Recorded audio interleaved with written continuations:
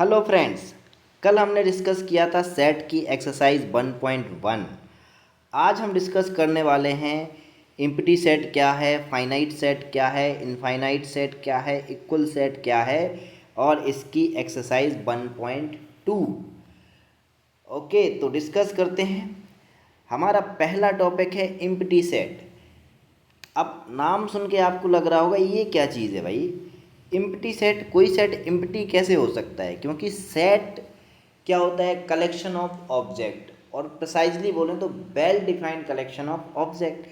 अब सेट में तो ऑब्जेक्ट्स हैं, जब सेट में ऑब्जेक्ट है तो सेट एम्प्टी कैसे हो सकता है? नाम सजेस्ट कर रहा है कि खाली, एम्प्टी मीन्स खाली। इस सेट को हम कई बार नल सेट या वॉइड सेट के नाम से भी बुलाते हैं। अब ये एम्प्टी सेट कैसे हो सकता है? क्योंकि हमारे पास बहुत सारे ऑब्जेक्ट्स हैं तो सेट एम्प्टी होना नहीं चाहिए, लेकिन एम्प्टी सेट होता है। कैसे होता है, एक एग्जाम्पल से समझते हैं। सपोज करो आप क्लास 11th में हैं। सपोज क्या करना है, आप तो हैं ही 11th में। आप क्लास 11th में हैं और आपका कोई फ्रेंड, या आपके स्कूल में बहुत सारे आपके फ्रेंड्स क्लास 12th में हैं। अब अगर मैं आपसे कहूँ कि एक ऐसा सेट बनाओ जिसमें वो सारे स्टूडेंट आ जाएं जो क्लास 11th में भी हैं और क्लास 12th में भी हैं, तो क्या ये पॉसिबल है? ये बिल्कुल भी पॉसिबल नहीं। हमारे पास बहुत सारे एलिमेंट होते हुए भी, बहुत सारे स्टूडेंट होते हुए भी, हम उनमें से एक भी स्टूडेंट ऐसा आइडेंटिफाई नहीं कर पाएंगे जो क्लास 11th में भी हो और क्लास 12th में भी हो। तो ये एक ऐसी कंडीशन बन गई जो कभी एग्जिस्ट ही नहीं करेगी। इसमें मतलब ये एक ऐसी कंडीशन हो गई, एक ऐसा हम लोगों ने बैरियर लगा दिया कि हमारे पास कलेक्शन स्टूडेंट का है बट उनमें से कोई हमारे काम का नहीं है इस कंडीशन की वजह से। तो जब ऐसी कंडीशन बनती है तो उस सेट को हम एम्प्टी सेट कहते हैं, क्योंकि हम कुछ भी सिलेक्ट नहीं कर पाएंगे, कुछ भी हमारा मेंबर नहीं बन पाएगा, कुछ भी हमारा एलिमेंट नहीं होगा, एलिमेंट वहाँ पे कुछ भी नहीं होगा। इसीलिए इसको नल सेट और वॉइड सेट भी बोलते हैं। इसको सिंपली डिनोट करते हैं कर्ली ब्रैकेट से, या फिर डिनोट कर सकते हैं ऐसे फाई से। ओके, तो ये हमारा एम्प्टी सेट होता है जिसको आपने समझा। अब और कुछ एग्जाम्पल देख लेते हैं इसके। जैसे कि जो मैंने एग्जाम्पल आपको बताया वो तो यहाँ पे भी मेंशन है। चलो अब एग्जाम्पल और देखते हैं। जैसे एग्जाम्पल है, लेट एक्स है, एक्स को डिफाइन किया गया कि एक्स की वैल्यू 1 और 2 के बीच में है, लेकिन साथ में क्या है कि एक्स एक नेचुरल नंबर है। अब आप मेरे को एक चीज़ बताओ, चूँकि एक्स एक नेचुरल नंबर है, नेचुरल नंबर क्या होते हैं? 1 2 3 4 5 एंड सो ऑन। और x की वैल्यू इन्होंने कहा है यहाँ पे 1 से 2 के बीच में है, इक्वल का साइन नहीं लगा है, लेस देन और ग्रेटर देन का साइन लगा है कि greater than is 1 and less than is 2। तो 1 और 2 के बीच में क्या आएगा? कुछ भी नहीं आएगा, क्योंकि नेचुरल नंबर आ ही नहीं सकता, या तो 1 होगा या 2 होगा। 1 2 के बीच में कोई नेचुरल नंबर नहीं होता। तो अगेन कंडीशन ऐसी आ गई है कि इस सेट को हम ये बोलेंगे कि ये सेट एम्प्टी सेट है। ठीक है ना, एम्प्टी सेट है ये। सेकंड एग्जाम्पल देखते हैं। सेकंड एग्जाम्पल में इन्होंने लिखा है कि एक्स स्क्वायर जो है हमारा वो -2 है, तो इसको हम उस साइड ले जाएंगे, बराबर 0 है तो इसको एक्स स्क्वायर इक्वल टू 2 कर लेंगे। तो यहाँ से हमारे x की वैल्यू आ जाएगी √2, और √2 की वैल्यू आपको पता होनी ही चाहिए, क्योंकि √2 की वैल्यू पता नहीं होगी तो इस क्वेश्चन को आप कर नहीं पाएंगे, क्योंकि ये क्वेश्चन √2 की वैल्यू पे ही डिसाइड होगा। क्योंकि आपने रैशनल नंबर पढ़े होंगे, तो क्या कोई बता सकता है कि रैशनल नंबर √2 जो है वो रैशनल नंबर है या नहीं है?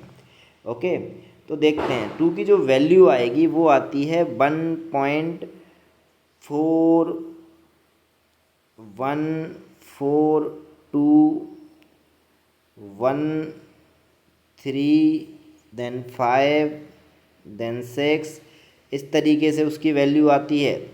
अब ये जो वैल्यू आ रही है ये कांस्टेंट नहीं है, मतलब ना तो इसमें कोई रिपीटेशन हो रहा है और ना ही ये एंड हो रही है।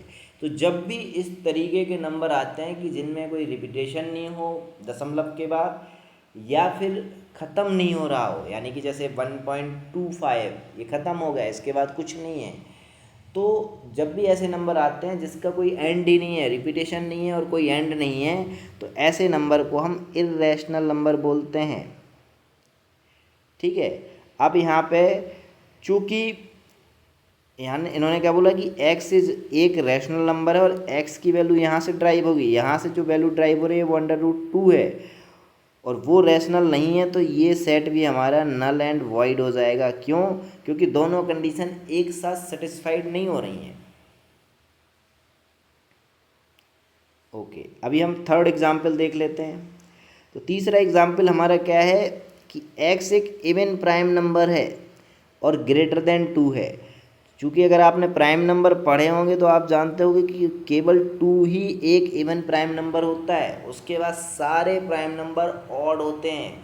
जैसे कि क्यों होते हैं, उसका सिंपल रीज़न होता है। प्राइम नंबर का मतलब होता है कि जो नंबर खुद से डिवाइड हो और खुद के अलावा किसी से डिवाइड नहीं हो। 1 से डिवाइड हो सकता है या खुद से डिवाइड हो सकता है। अब आप देखिए कि जैसे हमने 4 ले लिया, तो 4 तो 2 से भी डिवाइड हो जाएगा, तो ये एक प्राइम नंबर नहीं है। तो जो भी इवन नंबर होगा वो हमेशा 2 से तो डिवाइड होगा ही होगा। जैसे 6 ले लो आप, 2 से डिवाइड होगा, वो 2 से भी डिवाइड होगा और 3 से भी डिवाइड होगा, तो वो एक प्राइम नंबर हो ही नहीं सकता। ठीक है, तो केवल 2 ही एक प्राइम नंबर है जो इवन है। तो इन्होंने क्या कंडीशन की दी है कि इवन प्राइम नंबर चाहिए हमें और उसकी वैल्यू ग्रेटर देन 2 होनी चाहिए। तो क्या ये पॉसिबल है?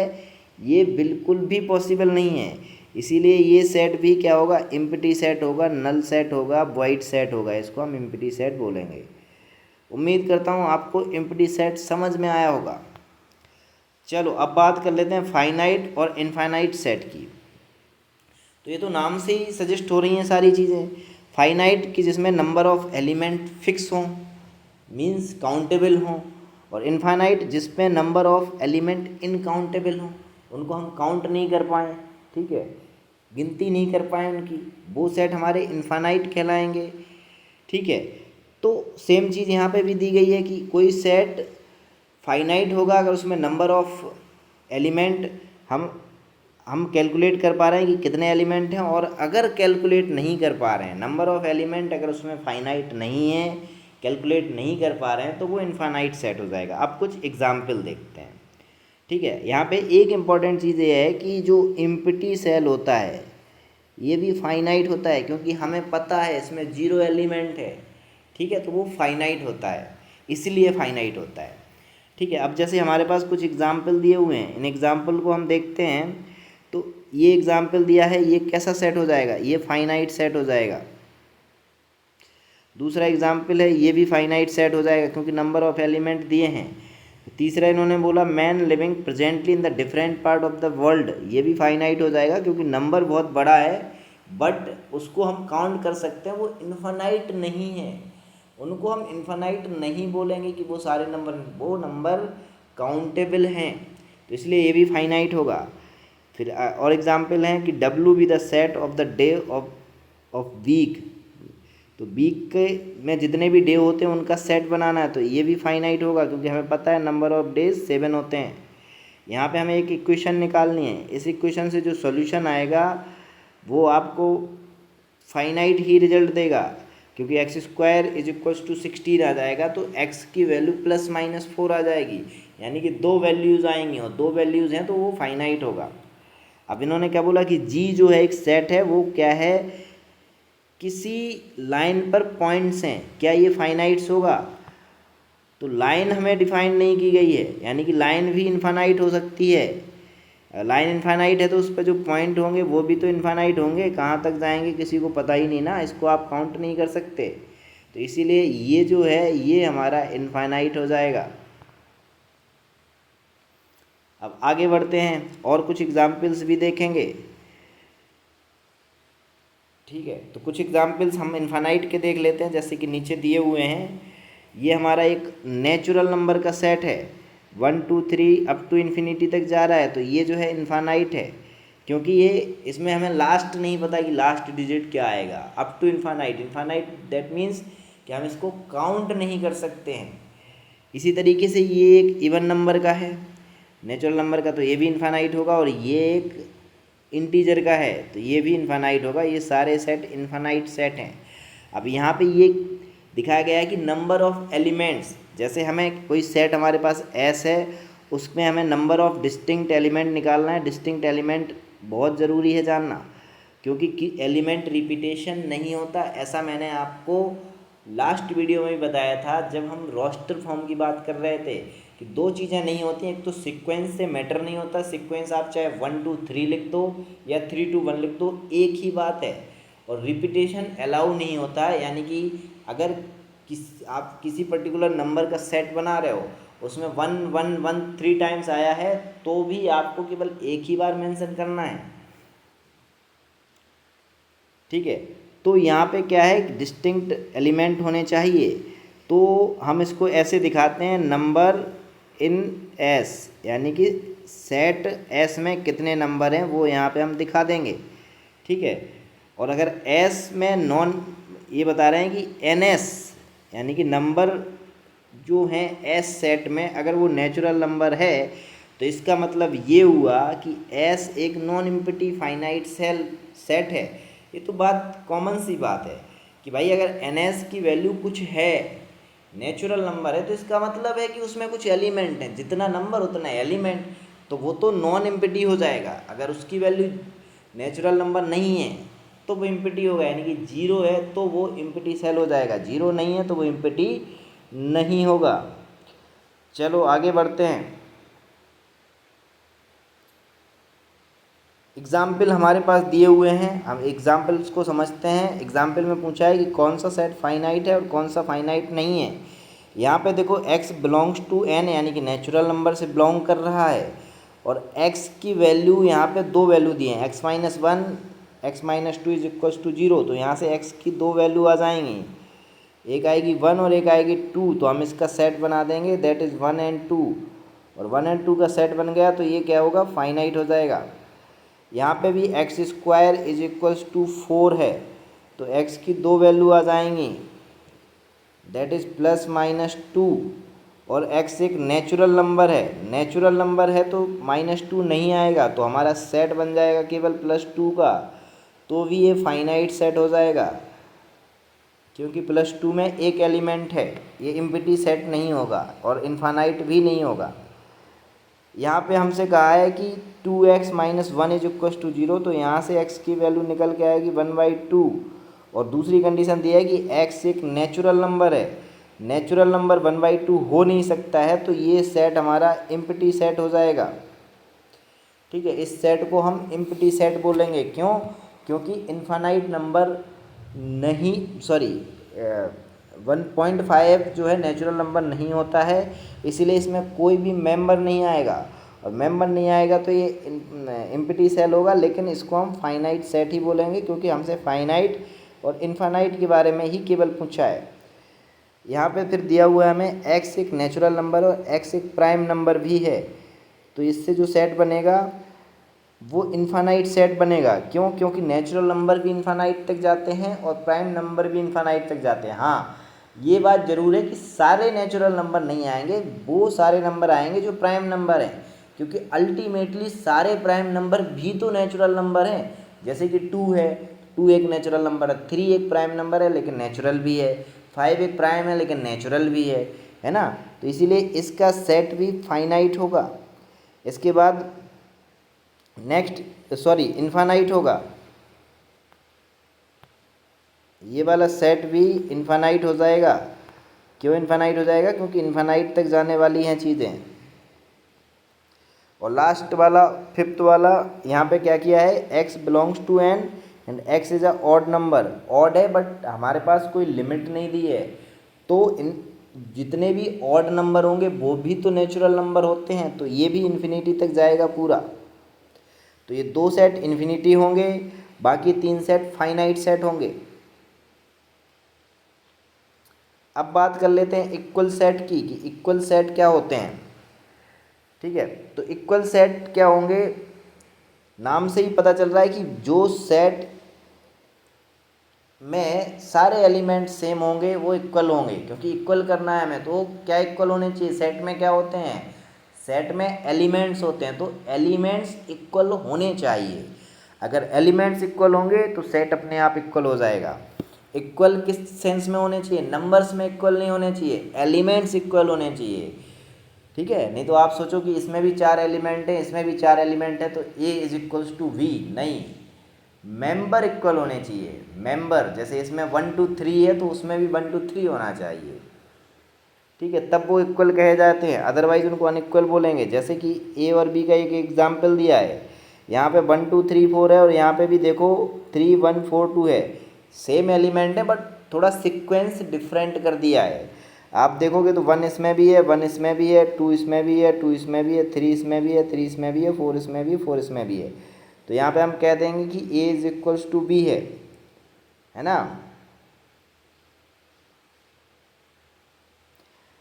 और साथ में इन्होंने क्या बोला है कि जो रिपीटेशन का मैंने आपको पहले ही बोला था कि रिपीटेशन अलाउ नहीं होता है। अगर आप नंबर ऑफ एलिमेंट यहाँ पे रिपीट भी कर दोगे तब भी ये इक्वल ही होंगे, क्योंकि रिपीटेशन मतलब आपने उसको गलत रिप्रेजेंट किया है, एलिमेंट रिपीट नहीं होते हैं। ओके, अभी आगे चलते हैं तो एक एग्जाम्पल देखते हैं 7 नंबर। इस एग्जाम्पल में हमसे क्या कह रहा है कि इक्वल सेट कौन कौन से हैं उनको हमें पता करना है।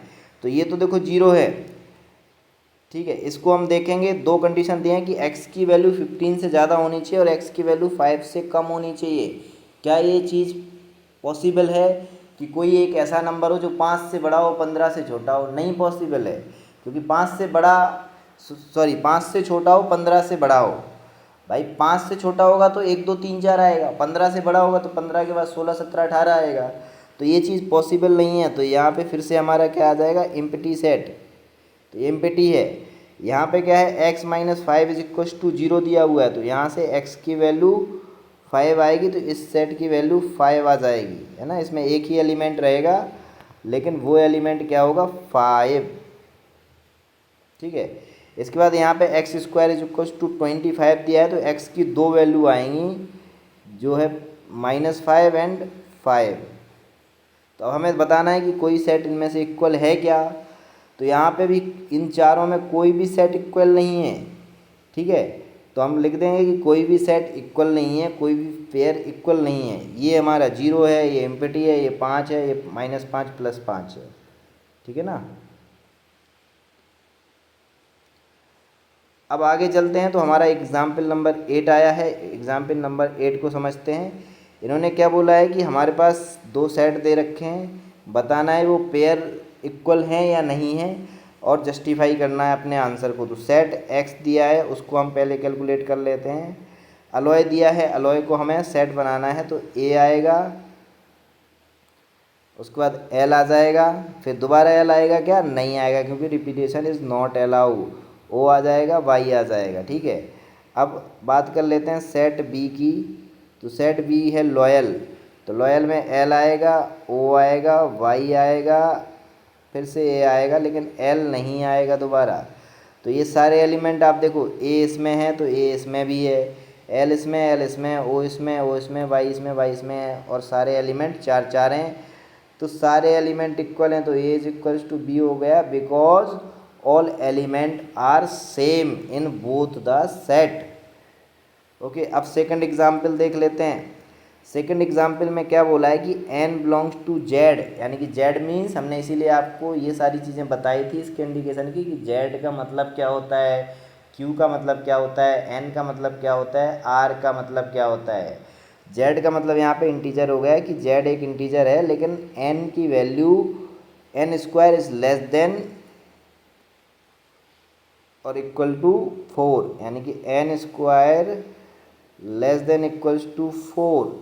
तो n की जो वैल्यू आएगी वो दो वैल्यू आएंगी, और चूंकि लेस देन इक्वल टू लगाया तो ये -2 से 2 तक जाएगा,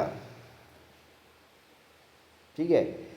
तो यहाँ पे जो हमारा सेट बनेगा ए, वो क्या बन जाएगा? वो बन जाएगा -2, थोड़ा पेन दिक्कत कर रहा है ये, एक just a minute brothers. Okay, तो जो ए की वैल्यू है वहाँ पे हमारा सेट क्या बन जाएगा? ये जो हमारा सेट बनेगा वो बनेगा -2 -1 0 1 एंड 2। बी की कंडीशन देख लेते हैं। बी को हम सॉल्व करेंगे, x² -3x + 2 = 0। तो यहाँ से दो वैल्यू आएंगी x की, देखो x² -2x ले लेंगे, -x ले लेंगे और +2 ले लेंगे। तो x की दो वैल्यू यहाँ से आएंगी। इस क्वाड्रेटिक इक्वेशन को आप सॉल्व कर सकते हैं, बहुत इजी है, कोई प्रॉब्लम नहीं है। x की दो वैल्यू आएंगी यहाँ से, एक आएगी 1 और एक आएगी 2। तो क्या ये पेयर इक्वल हैं? बिल्कुल भी इक्वल नहीं है। a is not equals to b। और क्यों इक्वल नहीं है? क्योंकि एलिमेंट सेम नहीं है। ओके, अभी एक्सरसाइज सॉल्व करते हैं। आसान एक्सरसाइज है, जल्दी सॉल्व हो जाएगी। पहले मैं पूछा है कि नल सेट बताना है, कौन से नल सेट के एग्जाम्पल हैं। सबसे पहले पूछा है कि ऑड नेचुरल नंबर है जो 2 से डिवाइड हो। ऑड नेचुरल नंबर है। ऑड नेचुरल नंबर क्या होंगे? 1 3 5 7 9। आप एक चीज़ सोचो, कोई भी ऑड नंबर इवन नंबर से डिवाइड हो ही नहीं सकता, या हो सकता है?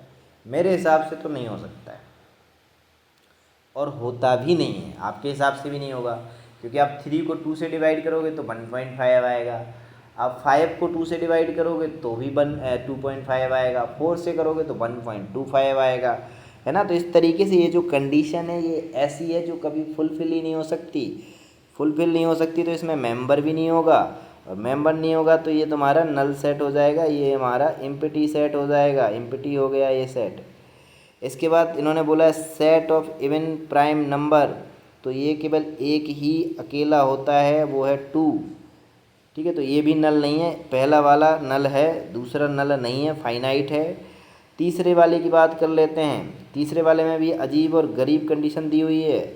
पहले कंडीशन दी है कि x की वैल्यू 5 से कम है, दैट मीन्स 1 2 3 4 के आसपास है, क्योंकि नेचुरल नंबर है ना, तो नेगेटिव में जाएगी नहीं।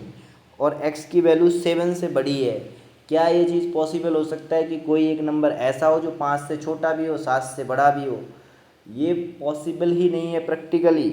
तो ये भी हमारा एक नल सेट हो जाएगा। ठीक है, ये इसको हम एक नल सेट बना देंगे। ओके,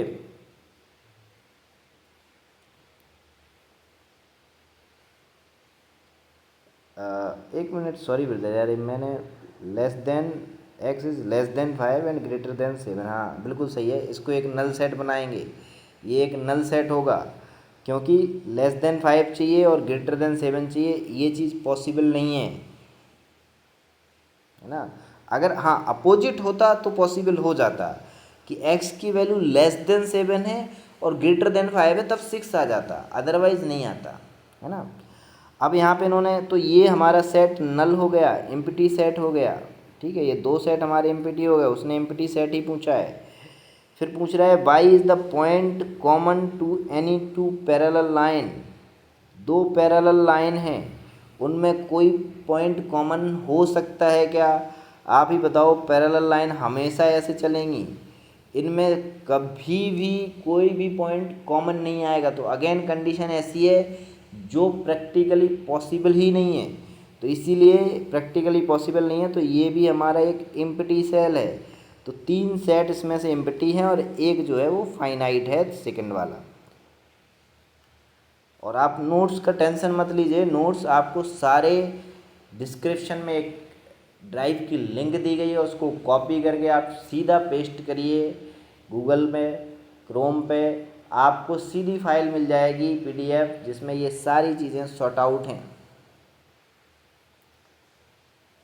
अब हम बात कर लेते हैं example number, sorry, question number 2 की। 2 में पूछ रहा है कि फाइनाइट और इनफाइनाइट बताना है, सेट कौन से फाइनाइट हैं और कौन से इनफाइनाइट हैं। तो इन्होंने कहा है कि set of the month of a year, सारे मंथ के नाम आप लिखोगे तो क्या वो कैसा आएगा सेट? वो फाइनाइट आएगा, क्योंकि उसमें 12 ही मेंबर होंगे। ठीक है, फिर ये दूसरा सेट दिया है 1 2 3 and dot dot dot, that means कि ये सेट एंड नहीं हो रहा है, एक नेचुरल नंबर का सेट है, और नेचुरल नंबर का सेट कहाँ तक जाएगा? इन्फिनिटी तक जाएगा। तो ये जो सेकंड सेट है ये कैसा हो जाएगा, ये इनफाइनाइट सेट हो जाएगा। फिर यहाँ पे थर्ड वाले में क्या है, 1 2 3 डॉट डॉट डॉट डॉट 99 100, यानी कि ये भी एक नेचुरल नंबर का सेट है, लेकिन मैक्सिमम 100 तक जा रहा है। मैक्सिमम 100 तक जा रहा है तो हमें पता है इसमें कितने एलिमेंट होंगे, 100 एलिमेंट होंगे, और 100 एलिमेंट होंगे तो ये हमारा एक फाइनाइट सेट हो जाएगा। अब हमसे पूछा है कि the set of positive integer greater than 100, तो पॉजिटिव इंटीजर बनाना है जो 100 से बड़े, यानी कि 101 से शुरू होगा, 101 102 और ऐसे चलता रहेगा। कहाँ तक चलता रहेगा पता नहीं, क्योंकि नंबर जब तक ख़त्म नहीं होंगे तब तक चलता रहेगा, क्योंकि इंटीजर तो पॉजिटिव जो है इन्फानाइट तक जाएंगे, तो ये भी इन्फानाइट तक जाएगा, तो इसीलिए ये सेट भी इन्फानाइट सेट हो जाएगा। ओके, तो पहला हमारा फाइनाइट सेट है, दूसरा इनफाइनाइट है, तीसरा फाइनाइट है, चौथा फिर से इनफाइनाइट है। फाइनाइट इनफाइनाइट फाइनाइट इनफाइनाइट, अच्छा सीक्वेंस चल रहा है, गेम अच्छा है। ओके, अभी बात कर लेते हैं फिफ्थ नंबर की। इन्होंने बोला set of prime number less than 99, 99 के पहले के सारे प्राइम नंबर चाहिए, यानी कि 1 से 99 के बीच के ही तो प्राइम नंबर चाहिए, उसके ऊपर के नहीं चाहिए ना।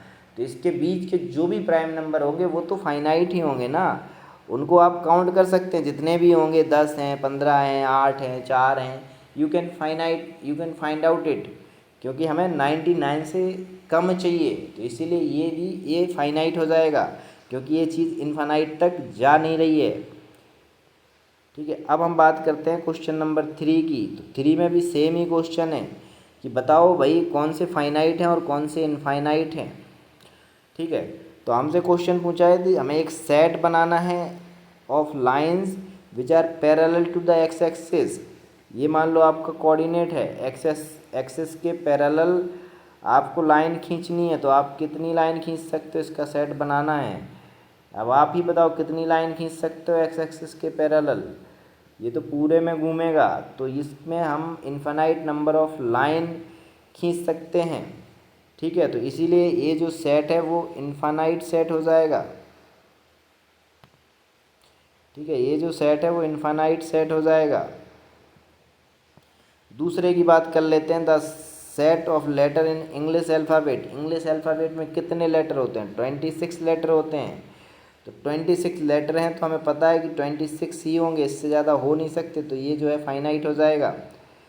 फिर इन्होंने क्या बोला, set of a number which are multiply of 5, 5 के मल्टीप्लाई वाले सेट।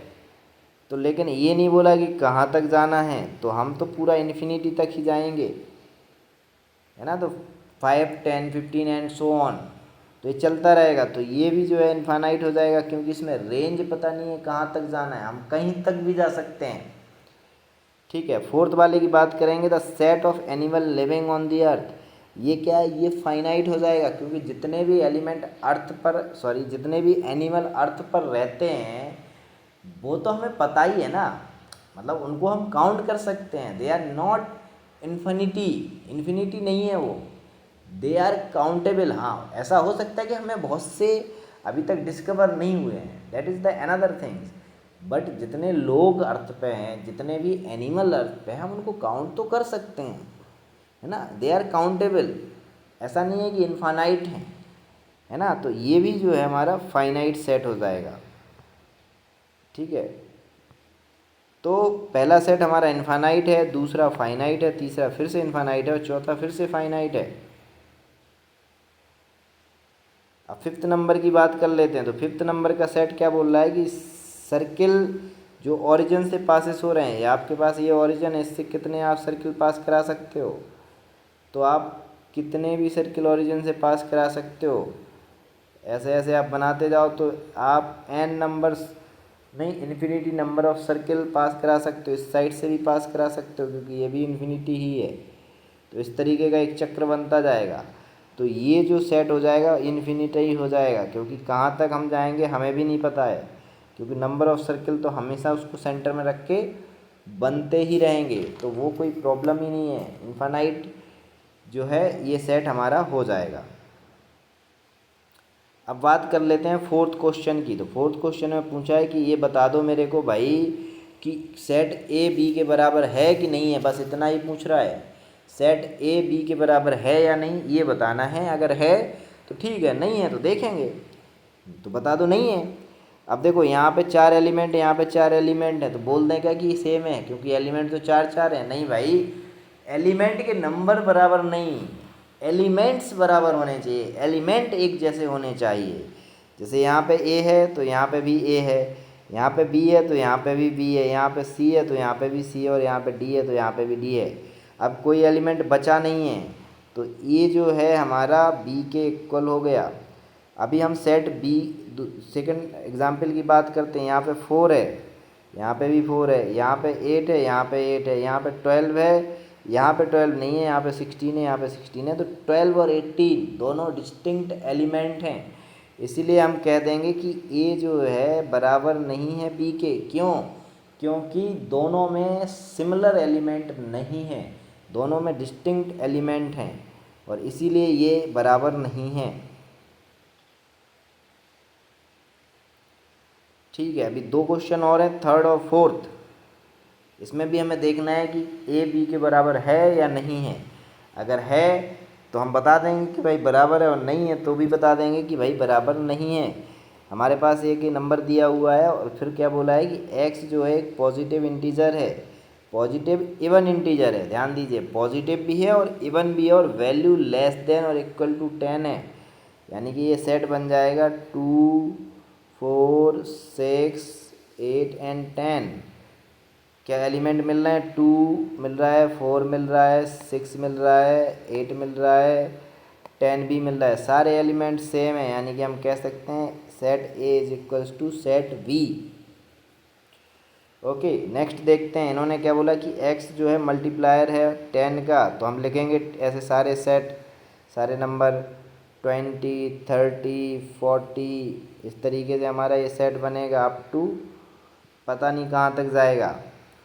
ठीक है, और ये वाला सेट हमें दिया है, क्या ये आपस में इक्वल है? 10 इसमें है, 20 इसमें है, 30 इसमें है, लेकिन इसमें जो 5 वाले हैं, जो 5 के मल्टीप्लायर हैं, वो इसमें नहीं है। और चूँकि 5 के मल्टीप्लायर नहीं है, तो हम कह देंगे एलिमेंट जो ए में है वो एलिमेंट बी में नहीं है, और इसीलिए सेट जो है इक्वल नहीं होगा।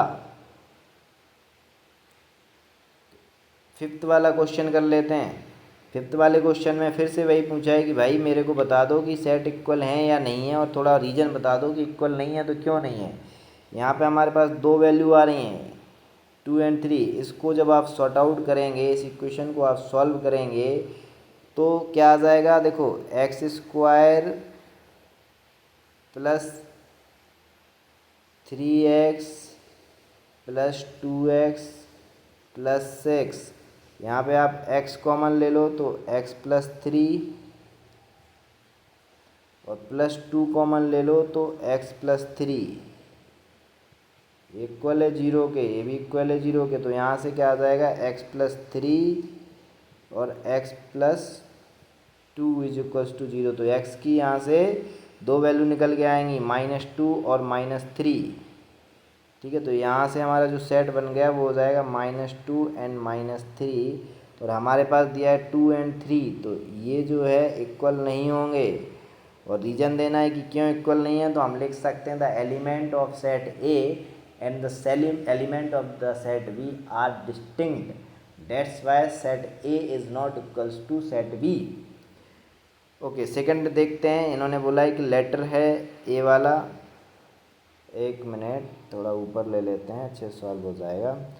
इन्होंने बोला कि सेट ए है जिसमें हमने लेटर लिख रखा है फॉलो, उसका सेट बनाना है, तो एफ आ जाएगा, ओ आ जाएगा, एल आ जाएगा। दोबारा एल आएगा क्या? नहीं। दोबारा ओ आएगा क्या? नहीं आएगा। अब सीधा डब्लू आएगा। बी को लिख लेते हैं, बी क्या बोल रहा है? बी बोल रहा है वॉल्फ का, तो डब्लू आ जाएगा, ओ आ जाएगा, एल आ जाएगा, एफ आ जाएगा। सारे एलिमेंट डिस्टिंक्ट हैं, आ जाएंगे। अब मिला लेते हैं, मैच हो रहा है क्या? तो एफ जो है एफ को कट कर देगा, ओ यहाँ पे है, एल यहाँ पे, एल यहाँ पे, डब्लू यहाँ पे, डब्लू यहाँ पे, यानी कि ए इज इक्वल्स टू बी है। क्यों बी है? क्योंकि एलिमेंट जो है दोनों सेट के वो इक्वल हैं, और जब एलिमेंट इक्वल होगा तो सेट भी इक्वल हो जाएगा। अब हमारा लास्ट क्वेश्चन है इस एक्सरसाइज का 6th नंबर क्वेश्चन। हमसे क्या पूछ रहा है कि हमें पता करना है इसमें से कौन से इक्वल सेट हैं। तो आपको देखना है 2 4 8 2 4 8 12 कहीं दिख रहा है क्या?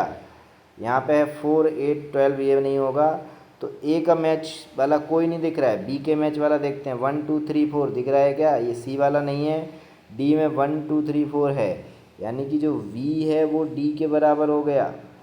अब सी किसी के बराबर है क्या? सी तो ऐसा कुछ भी नहीं है, क्योंकि ए के बराबर तो है नहीं, बी के बराबर है नहीं, ये हम पहले ही देख चुके हैं।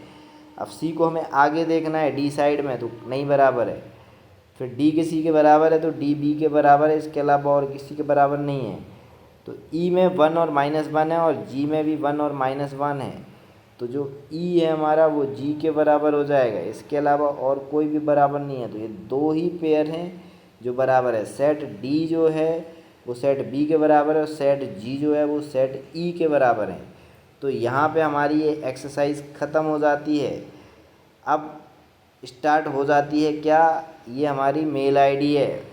ये मेल आईडी किस लिए बनाई है कि भैया आपको कोई भी डाउट आता है, कोई ऐसा सवाल आता है जो आप नहीं कर पाते हैं और आपको उसका सॉल्यूशन चाहिए, तो आप हमें मेल कर दीजिए और जैसे ही हमें समय मिलेगा हम उसको सॉल्व करके, अगर ऑडियो की ज़रूरत होगी तो ऑडियो, और नहीं तो उसको पेपर पे सॉल्व करके आपको फ़ोटो भेज देंगे। ठीक है, तो ये हमने चलाया है कि आपको कोई परेशानी ना हो। ठीक है, बाकी वीडियो देखने के लिए धन्यवाद। अगर आपको वीडियो अच्छी लगी है तो अपने दोस्तों के साथ भी शेयर करें, ताकि वो भी मैथ को बहुत सही तरीके से समझ सकें।